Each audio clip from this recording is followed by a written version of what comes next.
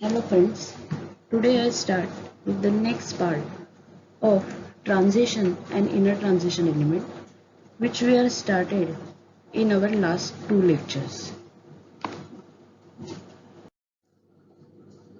So now see, as we know in periodic table, transition element, once again I tell you that is placed between period 4 to 7, okay, and group that is between 3 to 12. So that is the 3 to 12 is group is known as a d block element because the last electron enter into that is the penultimate shell, that is nothing but your n minus 1d penultimate shell. Okay, now we focus on our first transition series, that is start from scandium to zinc. Up to now we study the atomic properties of that element. Now we start with our next point, that is we have to start with the compounds of a manganese and chromium. That is we have to study the chemical property and preparations of your KMnO4 and K2Cr2O7 in this lecture. So now we start with the preparation of a potassium permanganate, that is KMnO4. So now how will you prepare KMnO4? So first preparation is our chemical oxidation. In chemical oxidation we have to see how we will prepare KMnO4. Now second preparation is our electrolytic oxidation. So now we start with the chemical oxidation part. Now see, for chemical oxidation, when we take a finely divided manganese dioxide, that is MnO2, is heated strongly with a fused mass of a caustic potash.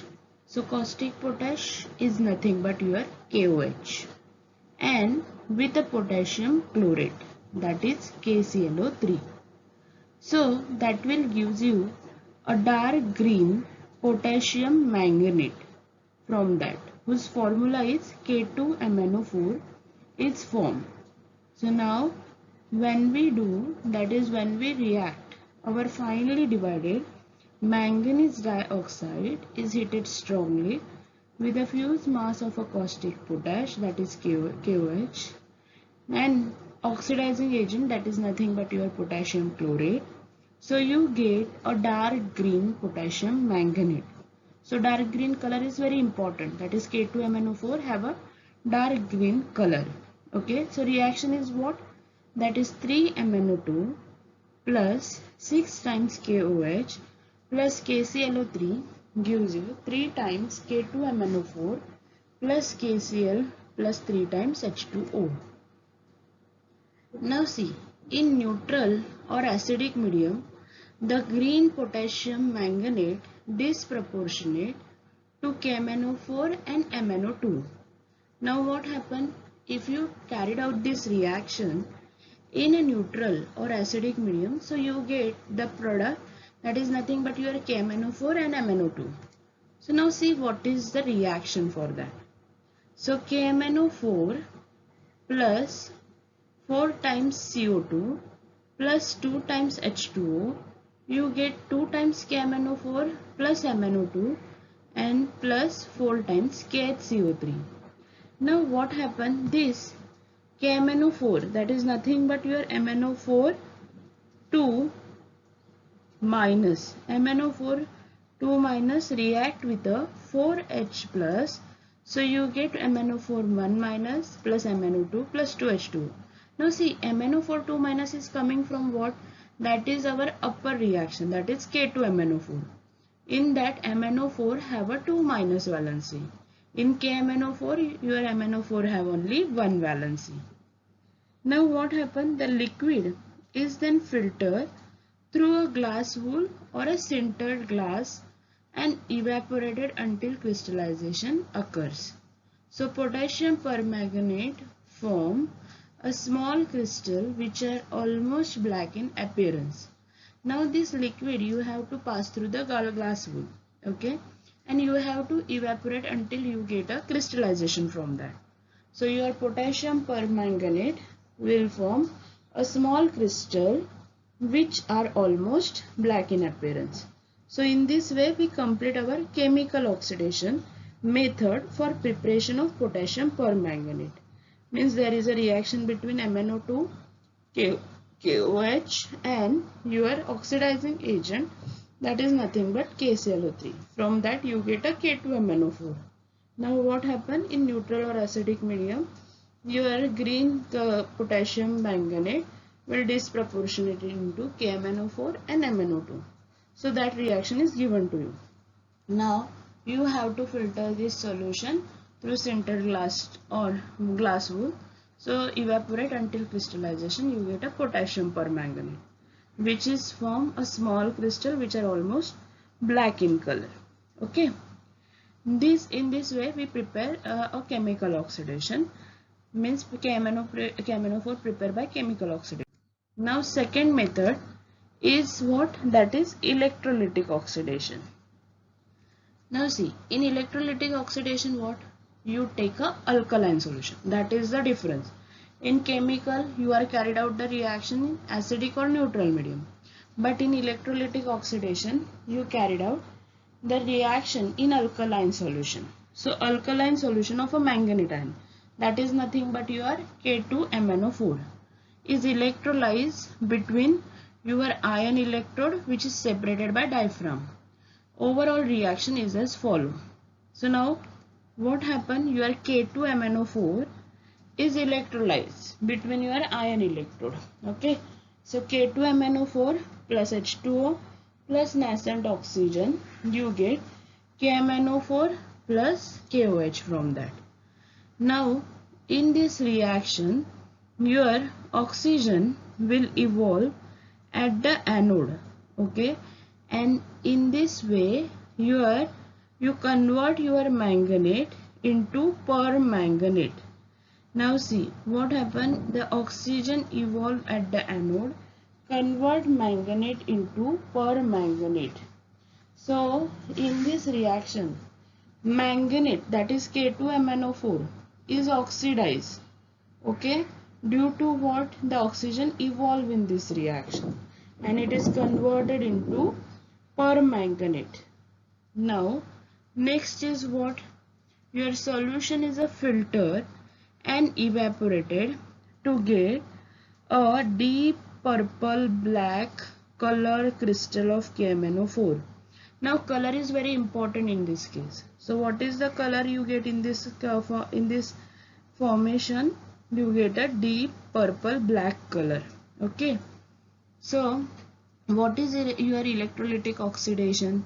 See, in electrolytic oxidation what happen?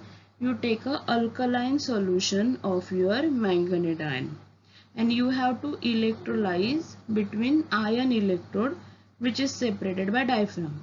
This reaction is given, that is overall reaction. That doesn't give you the electrode reaction, means at each electrode what is the reaction, they doesn't give you, just they give the overall reaction. That is nothing but K2MnO4 plus H2O with nascent oxygen, you get KMnO4 plus KOH. So now how this manganate converted into KMnO4 permanganate? Due to the liberation of a oxygen which oxidize your manganate to permanganate. Now the color of the crystal in this case is a deep purple black color crystal. Now see, when you are preparing KMnO4, so just remember there are two methods, chemical oxidation and electrolytic oxidation. Okay, in chemical oxidation you get a crystal of KMnO4 that is almost black in color and small crystal you get, that is from manganate which is green in color. Okay, next dark green in color. And next method for preparation of KMnO4, that is nothing but your electrolytic oxidation. Once again you take manganate ion only, but that the solution is alkaline.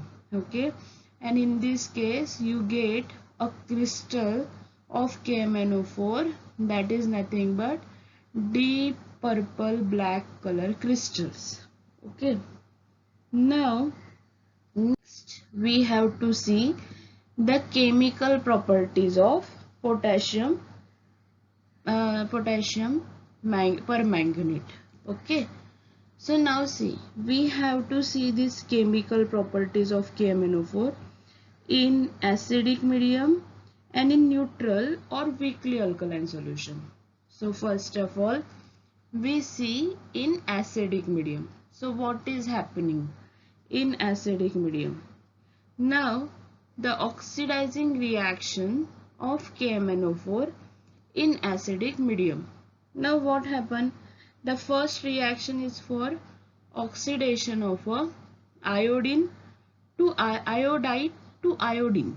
Now see, in this case your reactant iodide will carry 1 minus charge and your product iodine will carry 0 charge. Okay, so first reaction is what? Oxidation of iodide to iodine. Now see, this MnO4, that is permanganate ion, when react with the iodide in acidic medium, so that's why we take as a H plus. So you get MnO2 plus H2O plus I2. Means your permanganate will oxidize iodide to iodine. This is first reaction and you have to balance this reaction as well. Now next is what? Oxidation of Fe2 plus to Fe3 plus. So once again you take permanganate plus 5 times Fe2 plus 8 times H plus. You get 5 times Fe3 plus MnO2 plus 4H2O. Okay. See, in acidic medium your permanganate will oxidize one of the species of your reactant and it will oxidize in a product. Now next third reaction, that is oxidation of a H2S. Now in oxidation of H2S what happen? Your H2S will gives you 2H plus and plus H2 minus. That H2 plus once again react with your permanganate and in acidic medium, so that's why we taken as a 16H plus. So you get 2 manganese, that is Mn2 plus 5 times S plus 8 times H2O. Okay, if you have to calculate the oxidation number for permanganate, so how will you find that? MnO4 which is equal to 1 minus. So Mn oxidation number you have to find out and oxygen that you know minus 2. So 4 2s are 8. Means your oxidation number of manganese in permanganate is plus 7. So if you observe in any oxidation, so if you consider oxidation of H2S, so in that case also your permanganate will gives you Mn2 plus. Means your manganese valency is shift from, that is plus 7 to plus 2. Means your manganese ion will undergo reduction and the incoming species will undergoing oxidation. Okay. Now next is oxidation of oxalic acid. Now oxalic acid is your H2C2O4. So that oxidize in presence of permanganate and in your acidic medium. So you get a manganese 2 plus ion plus 10 times CO2 plus H2O. So in this case your C2O4 means your oxalic acid will oxidize into carbon dioxide. Okay, so in chemical properties, first in acidic medium you have to give any of these any of the 2 example from this 4. So but you have to know what is your converted, means how will you convert it. If iodide is there, so you get iodine from that. If you have a Fe2 plus, so Fe3 plus in the product. In H2S you get S from that, means you get a yellow color particle, that is of a sulfur. In oxidation of your oxalic acid also you get a CO2 from that. Okay, so in this way you have to remember all this reaction and at the same time you must balance this reaction, then only you get a full marks for these questions. Okay, now we start with a chemical properties of a potassium permanganate but in a neutral or a weakly alkaline medium. Okay, so now what is your reaction here? So first is oxidation of iodide to iodate. Now iodide is what? I minus, and iodate is what? IO3 1 minus.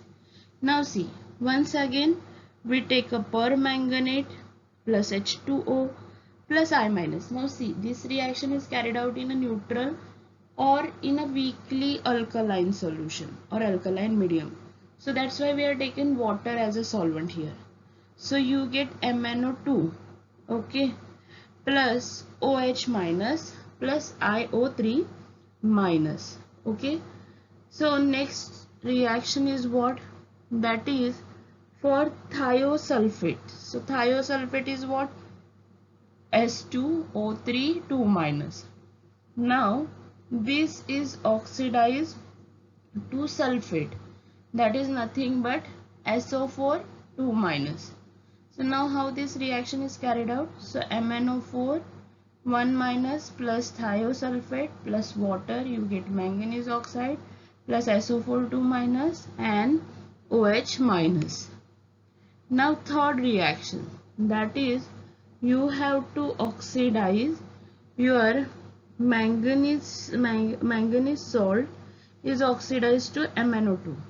Now if you observe in all these three reactions, we convert MnO4 minus into MnO2. So that is your observation. Okay, so in this case also you oxidize manganese salt to MnO2. So in this case we take Mn2 plus as a salt, okay, and in product we get MnO2 from that plus 4H plus. Okay, so how will you revise this reaction? So first, that is in acidic medium, but now we start with a neutral or weakly alkaline medium. So what happened? Oxidation of your iodide to iodate, that is IO3 minus. Okay, then thiosulfate is oxidized to sulfate, that is H2O3 minus, gives 2 minus gives you SO4 2 minus. Then is what? Manganese salt is oxidized to MnO2, means your Mn2 plus will convert it into MnO2. Okay, so now next is what? This, in this way we complete our chemical property. First chemical property, that is in an acidic medium. Second chemical property, that is in a neutral or weakly alkaline medium. Now we have to see the uses of a potassium permanganate. Where we are using potassium permanganate? So first we are using as an antiseptic. Okay, so first use is as antiseptic. Then second is for unsaturation test in a laboratory. So this reaction maybe you carried out in a laboratory also. So in your compound, if you have to find any double or triple bond is present, so what we carried out the reaction, that is we take a KMnO4 and in that KMnO4 we add our compound. If it is decolorized, means unsaturation is present. If it is remain as the color which is present as originally, so it means it doesn't contain any unsaturation. Okay, now next is what? In a volumetric analysis as a reducing agent. As far we seen in acidic and in neutral medium also, what we are observation, any other species is oxidized, means MnO4 that itself undergoing reduction, means it act as a reducing agent. Now next is for detecting halide in qualitative analysis. Qualitative analysis means what? That is just a identification. So for detecting halide in a qualitative analysis. And fifth one, for a powerful oxidizing agent in laboratories and in industries. Okay, so in this way what is the uses of potassium permanganate? Once again we revise. as an antiseptic for unsaturation test in laboratories, in volumetric analysis as a reducing agent for detecting halide in qualitative analysis. And fifth one is a powerful oxidizing agent in laboratories and in industry. Now, as we start with KMnO4, first we start with the preparation part, that is also chemical oxidation. Second one is the electrolytic oxidation. Then we start chemical properties, that is in acidic medium and in a neutral or alkaline, weakly alkaline medium. And last, we study the uses of a potassium permanganate.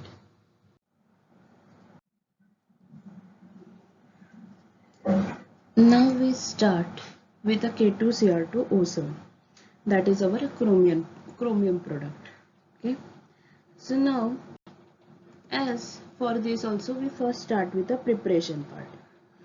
So in industrial production, finely powdered chromite ore, that is FeO.Cr2O3. Okay, this is our chromite ore, is heated with a anhydrous carbonate, that is Na2CO3, and flux of a lime in air, and this is carried out in a reverberatory furnace.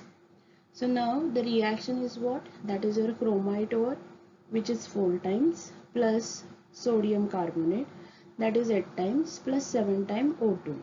So now you get sodium chromate from this. Okay, whose formula is what? Na2CrO4. So this is very important. We get a sodium chromate. Okay. Now what happened? This sodium chromate, which is formed in this reaction, is then extracted with a water and treated with a concentrated sulfuric acid. So what you get from that? Sodium chromate, dichromate, means Na2Cr2O7.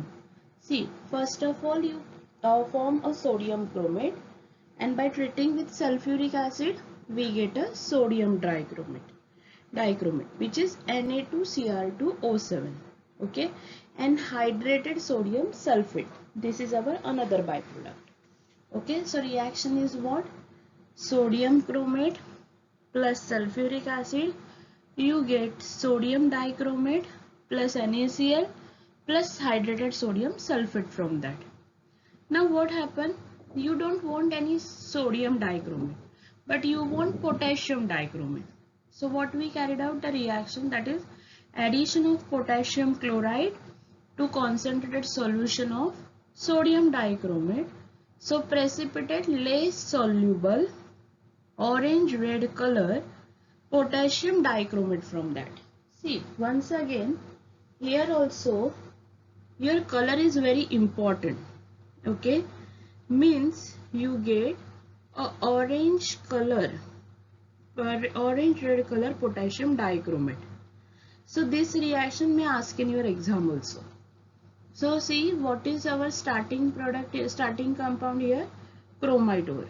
You have to react with a sodium carbonate and flux of a lime in the air. So you get a potassium chromate from that, and potassium chromate, when you react with the sulfuric acid, you get a sodium chromate. When you react with the sulfuric acid, you get a sodium dichromate. This sodium dichromate, once again you react with a KCl, then only you get a orange red color potassium dichromate from that, whose formula is K2Cr2O7 and plus NaCl. Okay, reaction is very important and balancing is at the same time is very important for you. Now next is chemical properties of potassium dichromate. So as in your KMnO4 also, we study the chemical property. So here also we study some chemical properties. Okay. So now what happened? Your oxidation of iodide, that is I minus, from aqueous solution of Ki by acidify. See, here we are using acidify K2Cr2O7. So this is the condition, that is acidic medium is required here. So then only you get a I2. Okay. And potassium dichromate is reduced to chromic sulfate, that is Cr2SO4 thrice. which liberate iodine, and this iodine turn the solution brown. Okay, so this is identification test also. So your solution means your Ki solution turn into brown, okay, due to the liberation of your iodine. So what is the reaction?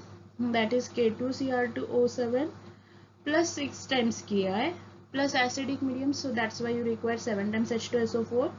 Then only you get a potassium sulfate plus chromic sulfate plus water and I2. So what is the main criteria here? You require acidify potassium dichromate and your solution turn into brown. So that is identification test. Now next is what?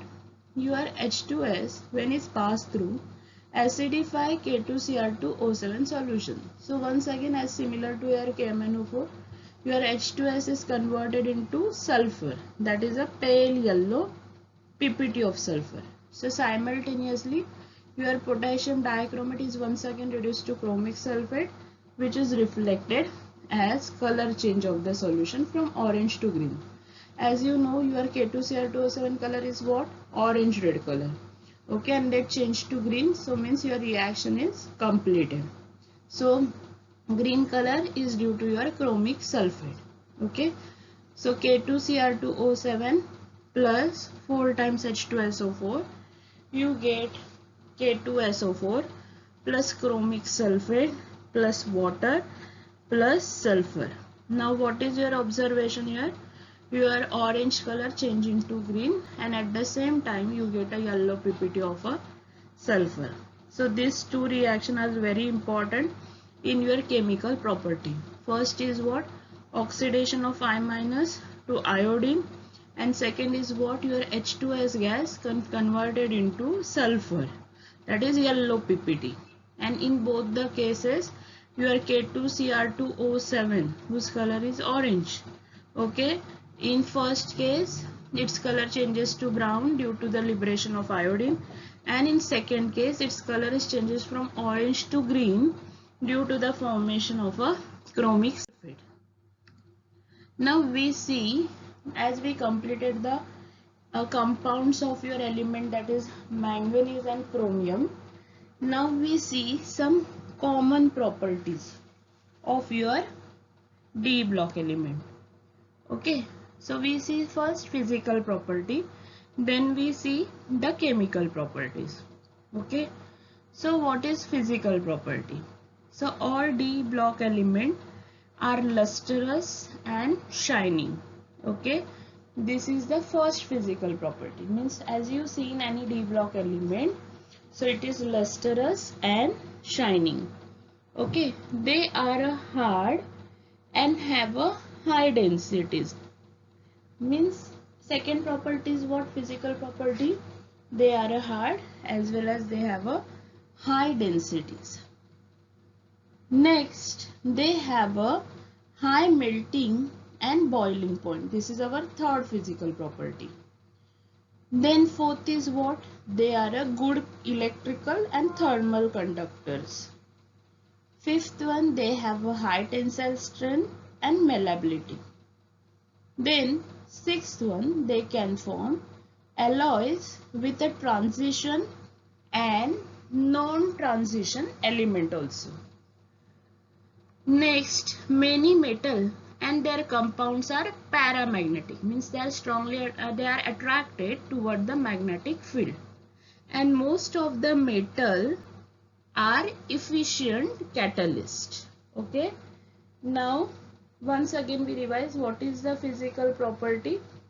That is, all D block element are lustrous and shining, they are hard and have a high densities. Then third one, they have a high melting and boiling point. They are a good electrical and thermal conductor. Fourth one, they have a high tensile strength and malleability.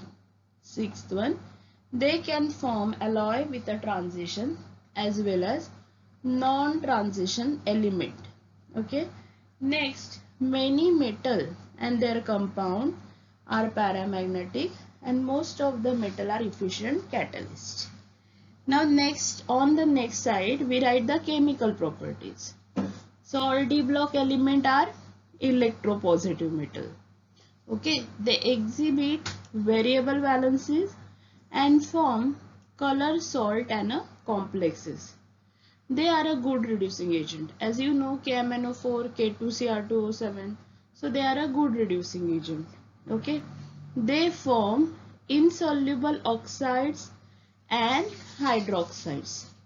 Then iron, cobalt, copper, molybdenum and zinc are biologically important metal because they are required in our body also. Then catalyze the biological reaction. See, as chemical property is also very important when we study any biomolecule. So at that time you know which element is important in our body also. So see, all D block elements are electropositive metals. They exhibit variable valences and form color salt and complexes. So this is the characteristics of your D block element. They are a good reducing agent. They form a insoluble oxides and hydroxides.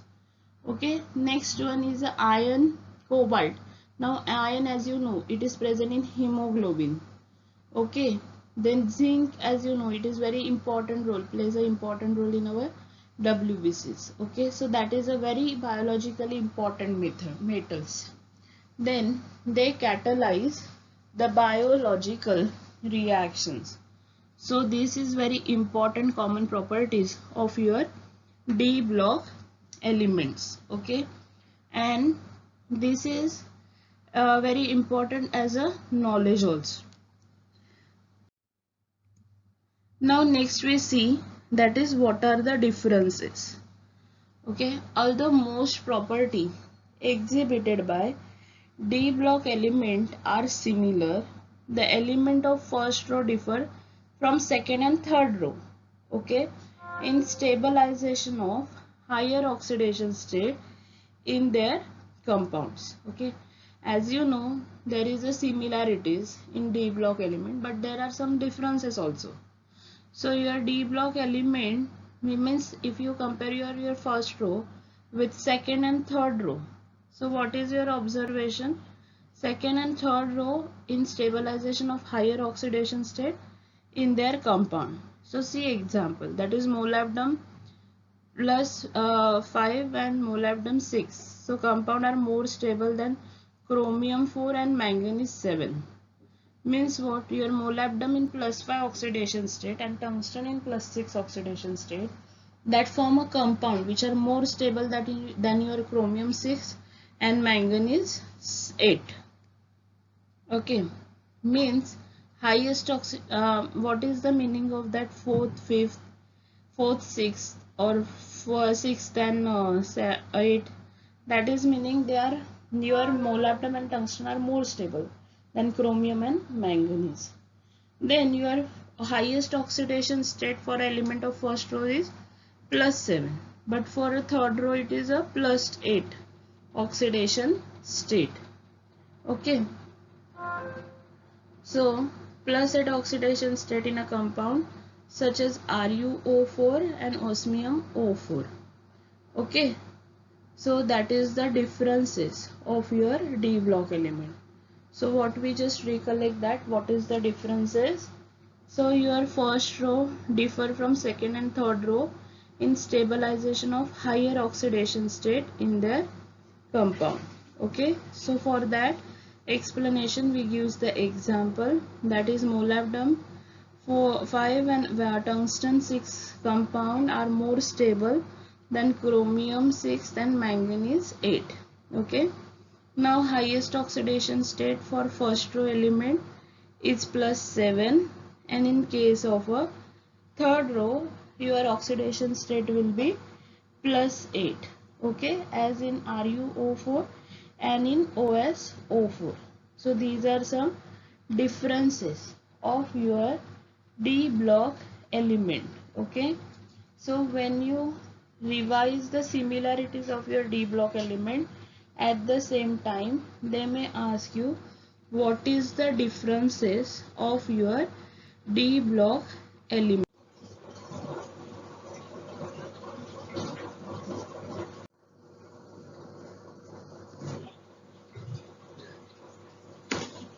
Now we start the extraction of your metals.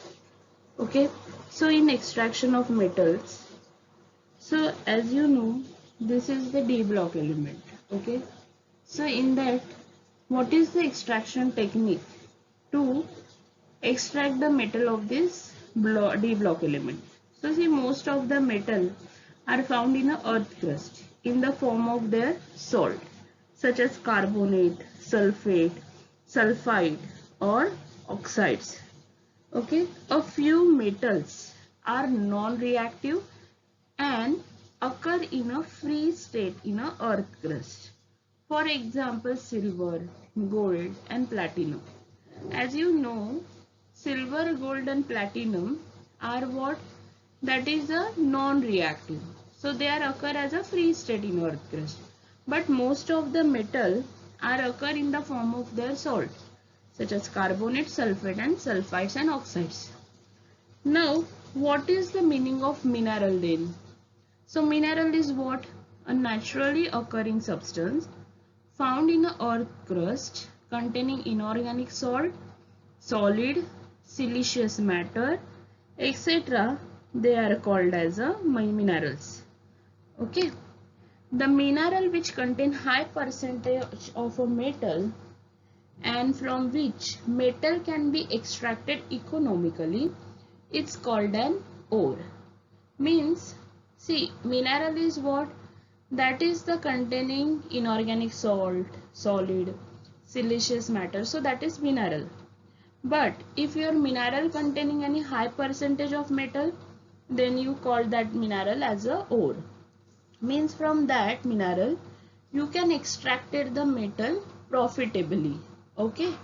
So see, what is the meaning? All ore are mineral, but all mineral are not your ore. Okay. Now, some list of ores of your some transition metals are given below. Means minerals and ores of some transition metal are given below. So see this table. This is very important. When you consider iron metal, so what are the minerals of your iron metals? So hematite, magnetite, limonite, iron pyrite and siderite. So formula is also important. Hematite formula is Fe2O3, magnetite formula is Fe3O4, limonite formula is 2Fe2O3.3H2O, iron pyrite is FeS2 and siderite that is FeCO3. Now see, which is the ore we are taken for extracting iron? That is nothing but your hematite ore, whose formula is Fe2O3. Now next metal, that is copper. So what is the minerals of copper? That is chalcopyrites, CuFeS2, chalcosites, and cuprites, that is Cu2O. In that we are taking ore, that is nothing but chalcopyrites, chalcosites. Okay. Next metal is zinc. So for zinc, which are the mineral?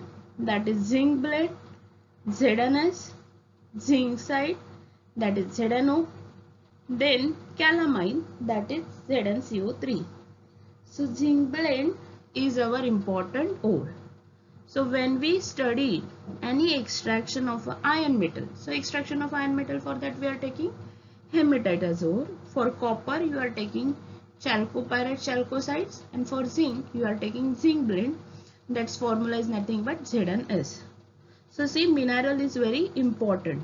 Okay, for this various, the only three metals are given to you, so that minerals you must know, and which ore we are taking for extracting this metal, that you must know with their formula also. Now next is metallurgy.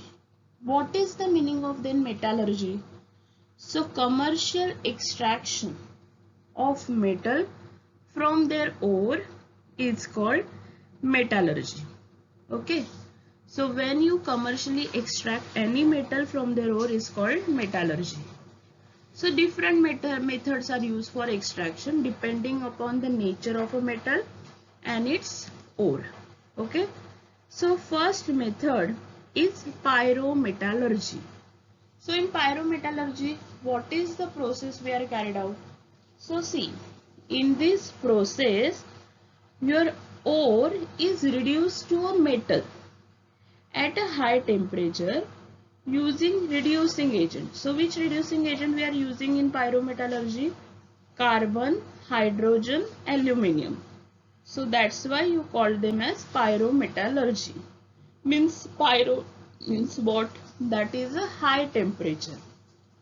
So you reduce your ore to metal at a high temperature using a suitable reducing agent, that is nothing but carbon, hydrogen, aluminium. Okay, next is hydrometallurgy. As word suggests you, hydro means water or aqueous solution.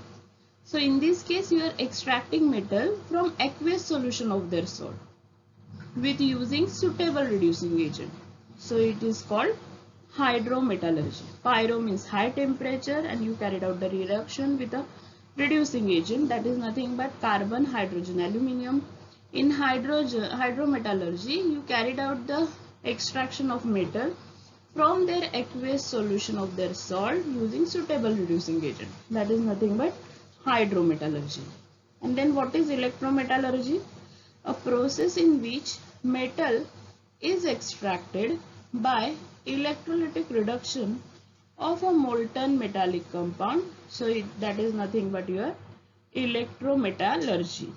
Okay, so see, in metallurgy you have a three types, that is nothing but pyrometallurgy, then hydrometallurgy, and then electrometallurgy.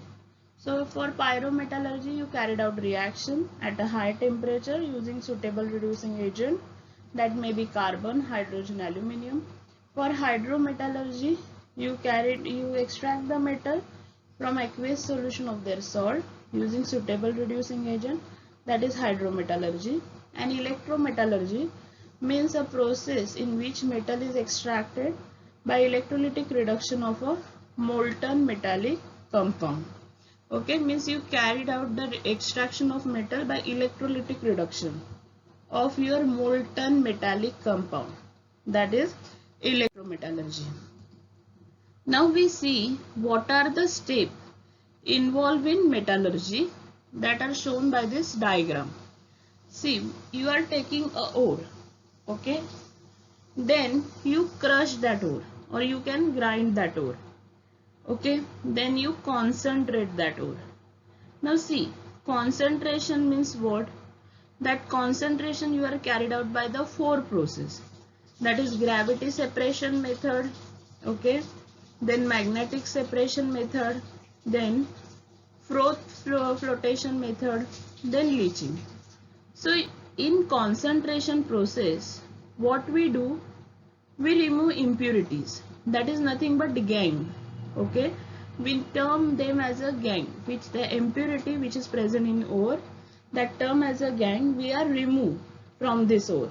So what happen, due to the concentration your ore get concentrated. Okay, so that impurities may be your sand, mud and any other impurities, unwanted impurities. Okay, so that is nothing but your gangue. Then what happens next is what, your method is roasting and calcination. So in roasting and calcination also you convert your ore into oxides. Okay, if it is a sulfide ore then you carried out the roasting method. If your ore is carbonated ore then you carried out calcination method to convert it into oxides ore. Once your concentrated ore now converted into oxides ore. Now third method is reduction. So for reduction also you have a 5 different type. Means first you carried out reduction by carbon, second you carried out reduction by electrolysis, third you carried out reduction by carbon monoxide. Fourth, reduction by aluminothermic process. Fifth one by reduction by heat alone. As your oxide means oxides or which you get in roasting and calcination, you are reduction. You carried out the reduction of that. Means oxides get converted into your crude metal. Now refining is done. In refining, what your crude metal is converted into pure metal by this process, that is distillation, liquefaction, oxidation, electro refining. And after refining, you get a pure metal from that. Okay.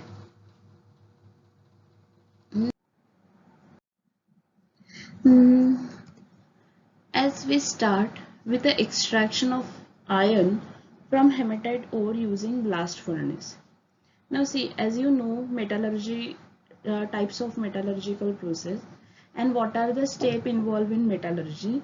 So that concept now we have to apply when we have to extract the iron from its ore. Okay, so we start for that. What is the ore we are taking for iron extraction? That is hematite ore, and that is nothing but Fe2O3 plus SiO2 plus alumina plus phosphate. Okay, these are our charging material, means we are taking at the starting. So this nothing but your silica, alumina are nothing but your gang. Okay, so see, in extraction of iron we are taking hematite ore, but in that silica and alumina is our gang. Okay, now for that, what is the flowchart diagram for extraction of iron? So first of all we taking iron ore, then what happen, that iron ore we are crushing and grinding, then we that concentrate, this is our third step, that is the step which is involved in metallurgy. So the third step is our concentration, means concentration you can carry it out by our four method, that is nothing but magnetic separation, gravity separation, by leaching or by froth flotation process. After concentration of ore, you carried out the reduction. Okay, see, as you know, in Fe2O3 itself, it is in oxide form. So you don't carried out any roasting and calcination for this. You directly carried out the reduction. So that reduction is also can be done with help of this reducing agent. So that may be your coke, that may be your carbon monoxide, that may be by using just heat, by aluminium, or by electrolysis. So after reduction, what happened? You carried out the refining. So refining also we can carry it out by liquefaction, distillation, oxidation, then electro refining, and then we get a pure iron from that. So this is just our flow chart diagram for iron extraction. Okay, so first what we take, that is the steps which is involved in extraction of iron from hematite ore. So first we take hematite ore, and in this case gangue is nothing but silica and alumina and phosphate, that is other impurity. So iron ore, first we crush and grind them, then we concentrate them with the help of this four technique: magnetic separation, gravity separation, leaching, froth flotation. Then we carried out the reduction. The reduction can be carried out by reduction by coke, reduction by CO, reduction by heat, reduction by aluminium, reduction by electrolysis. Then after reduction we carried out refining. So refining also can be carried out by liquefaction, distillation, oxidation, electro refining, and then refining we get a pure iron. Okay, now see, we extract the now our iron by the hematite ore from the hematite ore by using blast furnace. Okay, so that we have to see here. So now see, iron is extracted from hematite by its reduction using coke and limestone. Okay, so carbon in the limestone is reduces to carbon monoxide. Now what happened? See, for reduction, what is the reducing agent we are using? Coke and limestone. And in limestone there is a carbon which reduces to the carbon monoxide. Then carbon and carbon monoxide together reduce Fe2O3 to metallic ion. See, this step is given is nothing but what? That is which is carried out in reduction process. Okay, so in this case the carbon and carbon monoxide together that can oxidize your Fe2O3 to metallic ion. So now in this case your limestone will act as a flux also. See, whenever you mix flux with your gangue, you get an infusible, that is a molten slag. Okay, this is another term.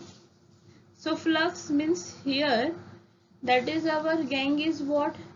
Alumina and silica, that is acidic in nature. So limestone is your basic flux we are using here. So that basic flux when combined with a gangue material, you get a molten slag from that. Okay. Now we see one by one what are the steps which are involved in extraction of your iron from hematite ore. So that you know which we study means in reduction just the given, that is they are using limestone and coke. And what is the use of limestone here? It is reduces means in carbon which is present in the limestone is reduces to carbon monoxide, and that carbon and carbon monoxide reduces your Fe2O3 to metallic ion. And limestone have another use, it is used as a flux, basic flux, because it react with a acidic gangue and you get a molten slag from that. Okay, now we see by one what are the steps which are involved in extraction of iron from hematite ore. So first is concentration, second one is a roasting, third one is a reduction.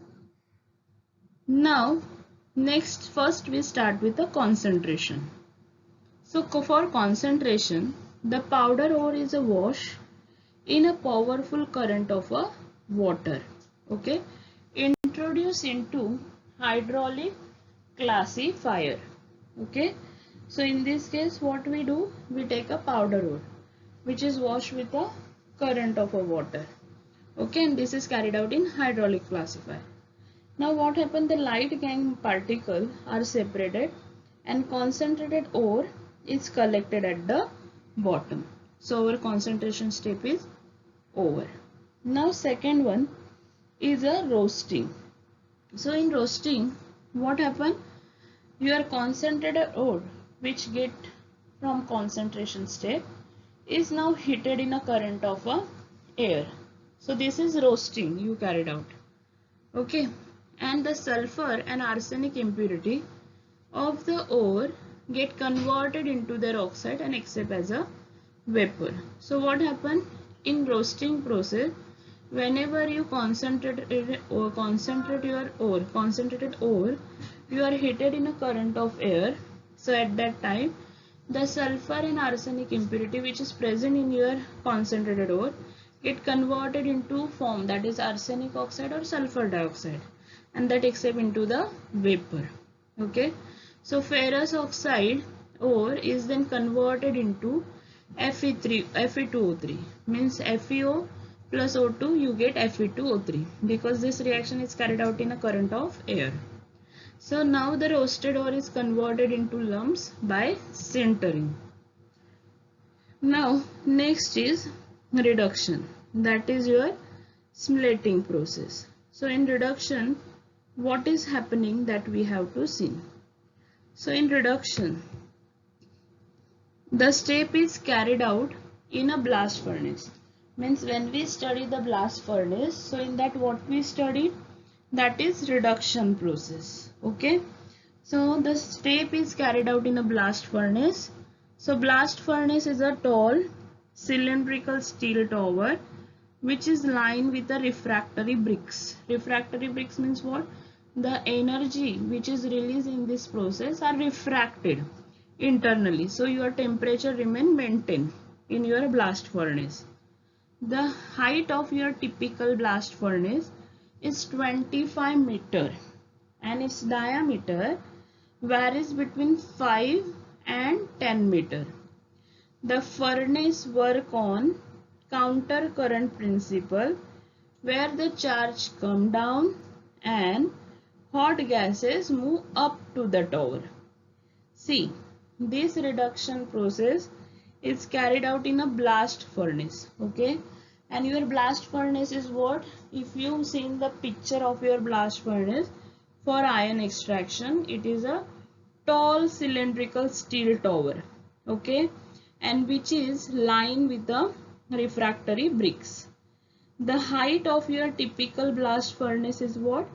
25 meters, and its diameter is vary between 5 to 10 meters.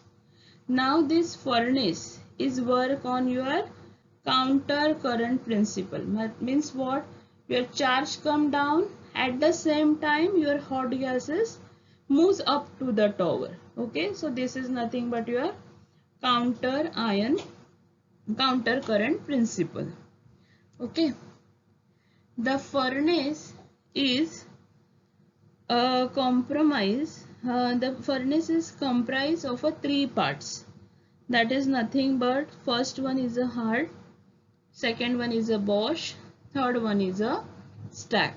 Now just recollect what we do in extraction of iron from hematite ore before starting with a blast furnace. So first start, that is a concentration. So you carried out the concentration with the help of your hydraulic classifier, and that hydraulic classifier can remove the lighter gangue particle from that. Second one is a roasting.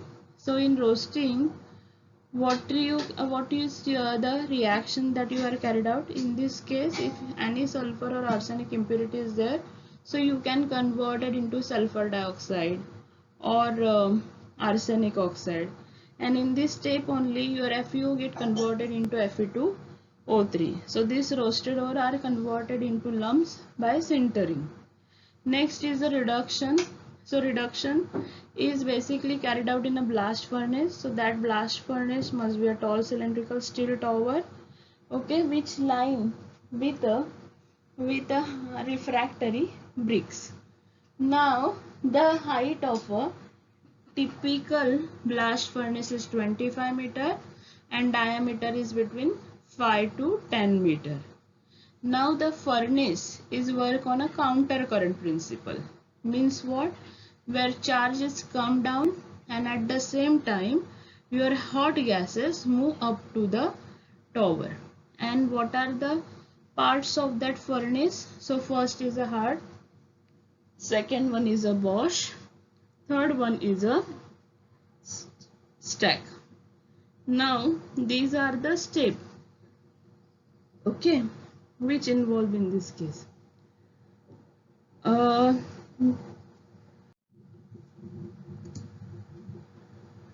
Now before starting the reaction in a blast furnace, so one must knowing that the charge in this case is what?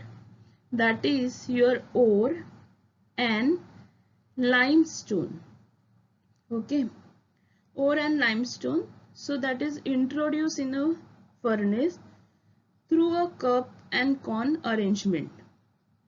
So in this arrangement, the cone enable the uniform distribution of a charge and the cup prevent the loss of gas. See this diagram, okay. In this diagram, what is your observation? If you start the burden charging, means what? The charge containing the ore and limestone, and it is introduced into the furnace through a cup and cone arrangement. So in this arrangement, cone enable a uniform distribution of a charge and the cup prevent the loss of gases also. So that is the use of your cup.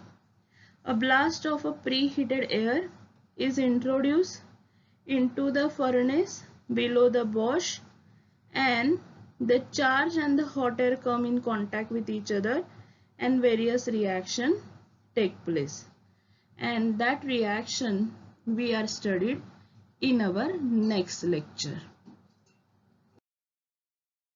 Thank you.